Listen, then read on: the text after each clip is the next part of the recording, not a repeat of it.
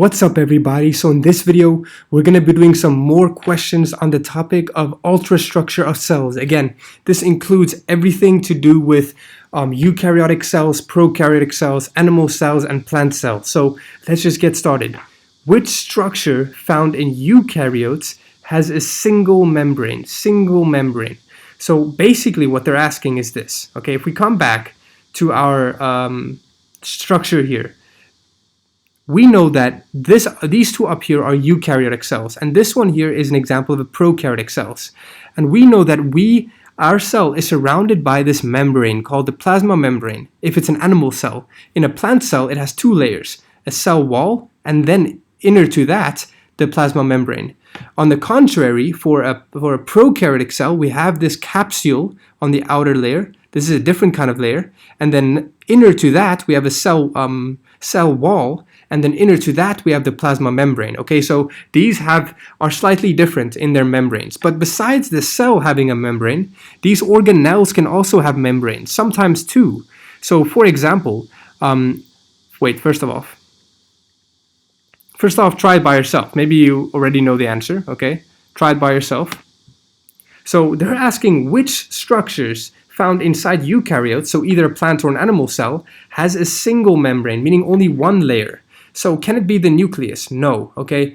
I want to see my picture real quick, but in the nucleus, typically, it's made up of two layers, okay? So two layers. Maybe it's not clear in this image, but it's made up of two layers.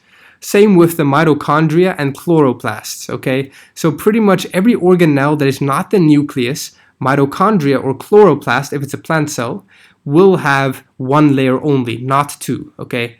So the easiest way to remember is just to remember which ones have two layers so that you can know which ones that have one layer, okay? Because we know here A has two layers, C has two layers, mitochondria has two layers, so it's gotta be B. So it's pretty much process of elimination. And just so you know, here are some other examples of organelles that have one layer, a single membrane, okay? But like I said, easiest to just remember, nucleus, chloroplast, mitochondria, they all have two layers, the rest has one layer.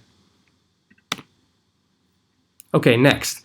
The following electron micrograph shows parts of a palisade mesophyll cell. All they're trying to say here is plant cell. Which of the labeled structures controls the exchange of substances to and from the cell? Okay, so we know that a plant cell has two layers, right? Let me come back to this picture. A plant cell has two layers, a cell wall, and inner to that, a plasma membrane. The cell wall is for strength and structure. The plasma membrane is the thing that controls what goes in and what goes out, okay? So same with the animal cell. The plasma membrane is the thing that controls what goes in and out. So we know that the plasma membrane is slightly inner from the cell wall. The cell wall is the most outer layer, slightly inner is the plasma membrane. Okay, so if we come back to this question, the most outer layer in this image, so what we're seeing here is the edge of the cell. We can see here the cell wall, and then slightly inner, so this layer here where C is pointing, that's the plasma membrane, and then we can see a massive organelle here. This organelle is called a chloroplast. So basically what we're seeing is this. We're seeing essentially a scenario like this here. We can see the cell wall, we can see the plasma membrane, we can see a chloroplast, okay? We're essentially zoomed in all the way here, okay? We're not looking at the full cell.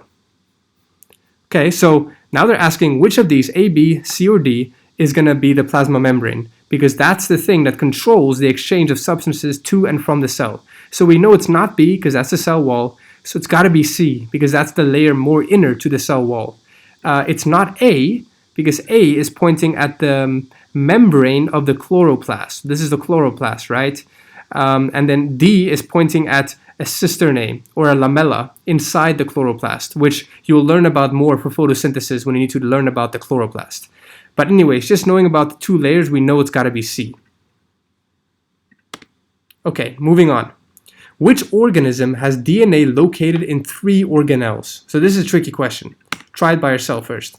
So this kind of requires some combination knowledge from topic 5, but maybe you can do it just out of your own head. We know that there are only 3 possible organelles that can have DNA, and that is your nucleus, that's one. Okay, all cells have nucleuses. The second one is mitochondria, right? We know that our mitochondria let's come back, has their own unique DNA, their own separate DNA. You can have mitochondrial DNA and nuclear DNA. And then there's one more organelle that can have DNA, but it's not in the animal cell. It's in the plant cell. What is it? The chloroplast.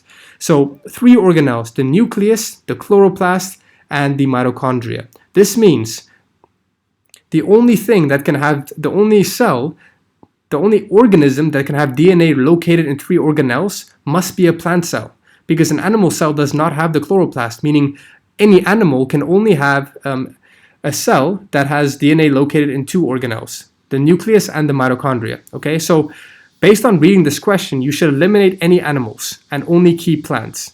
So a sponge is a sort of animal, okay? And no worries, if you don't know this, you'll learn this in topic 5. This is not something you should know out of common knowledge. It's from topic 5 when you learn about evolution and biodiversity.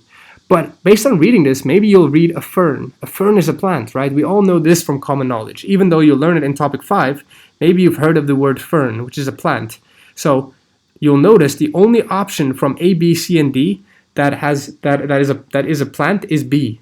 Okay, all the other ones are either prokaryotes, so like a bacteria, or animals. Okay, a sponge and a flatworm.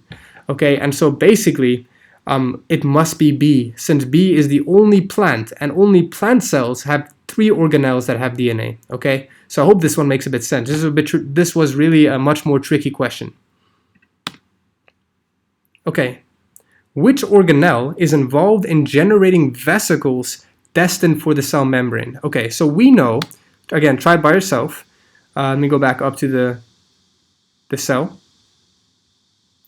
We know, maybe you haven't learned this yet as well, but we know our nucleus has a code, okay? And this code, our cell will use this code, this instruction manual, and give it to the ribosomes. These ribosomes are going to read this instruction manual and make proteins, okay? Now these proteins will get sent to here. This is the Golgi apparatus, okay? The Golgi apparatus.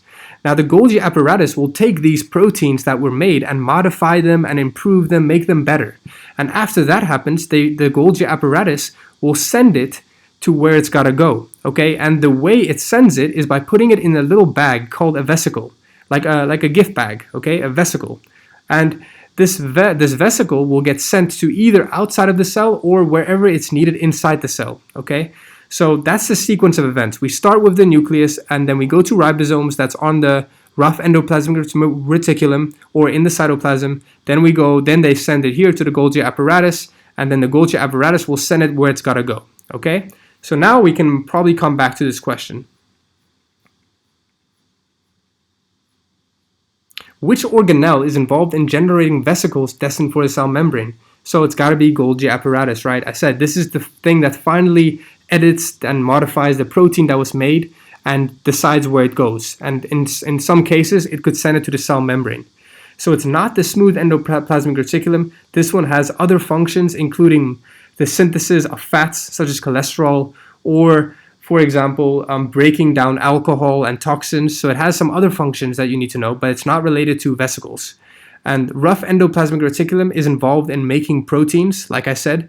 The proteins that are made here will get sent to the Golgi apparatus, which will then get sent by vesicles to the cell membrane. And a lysosome is something that breaks down. It's basically like the trash can of our cells. It will break down all of the broken proteins and substances that our cell has made. Okay, it's basically like the disposal system. Okay, so that's why it's got to be A. Sorry. Okay, one more question. One more. What is the function of a plant cell wall? Okay, so I mentioned before, try the question by yourself first, but I mentioned before that a plant cell wall, okay, has one important function, but it has various functions. One of the main functions is to keep the cell strong, okay? It's made of a strong material called cellulose that makes the cell keep this solid shape, okay? Now, another function it has is to prevent too much water loss. So because this cell wall is an extra layer besides the plasma membrane, it can prevent too much water from leaving. So that way it prevents the cell from getting dehydrated. Okay, so that's another function it has. So let's go back now to the options and see if any of those are there. Okay, A, formation of vesicles for transport of large molecules. Again, we just saw this one is the Golgi apparatus. The Golgi apparatus makes vesicles for transport of molecules. B, prevention of excessive water uptake. C, this is going to be the answer. The cell wall both prevents excess water from leaving and taking up too much water. Because if we take up too much water, the cell can explode, okay, and can break. So the cell wall is also useful in preventing too much water from being taken up, okay, so it's essentially keeping the cell strong and not break. Okay, C, communication with other cells by means of glycoproteins. No, this is not the function of the cell wall. Glycoproteins could be located on the plasma membrane though, but not on the cell wall. Okay, D, active transport of ions. No, we know that proteins inside the membrane, such as protein pumps, can help active transport of ions, but not the cell wall. The cell wall doesn't have that function. Okay, so cool. That was another video on some questions on 1.2. I'll make sure to make another one that will have a bunch more questions.